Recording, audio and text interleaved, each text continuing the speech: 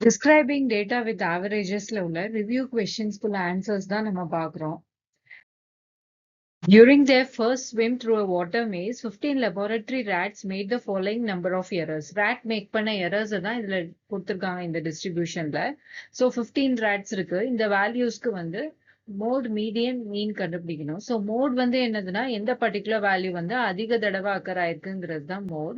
So இதுல வந்து 2 வந்து 2 times, 3 2 times, 5 வந்து 3 times அப்படி occur ஆயிருக்கு. So maximum number வந்து 5. So 5 is the mode.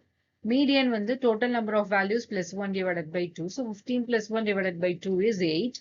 So அது ascending orderல arrange பண்ணிட்டு 8th positionல என்ன value இருக்கு அப்படின்னு பார்த்தோம்னா 8th positionல உள்ள value வந்து 5.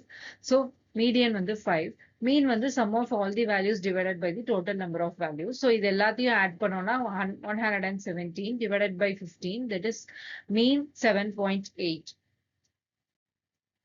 அடுத்து வந்து without constructing a frequency distribution or graph, would you characterize the shape of the distribution as balanced, positively skewed or negatively skewed? So இந்த distributionல உள்ள values பார்த்தோம்னா 2ல start ஆகி 28ல முடிஞ்சிருக்கு. So 28க்கு முன்னாடி உள்ள வேல்யூ பார்த்தோம்னா 17 இருக்கு. So 17க்கும் 28க்குமே லார்ஜ் டிஃபரன்ஸ் இருக்கிறனால அந்த 28ங்கிறது வந்து ஒரு எக்ஸ்ட்ரீம் வேல்யூவா தான் இந்த டிஸ்ட்ரிபியூஷன்ல இருக்கும்.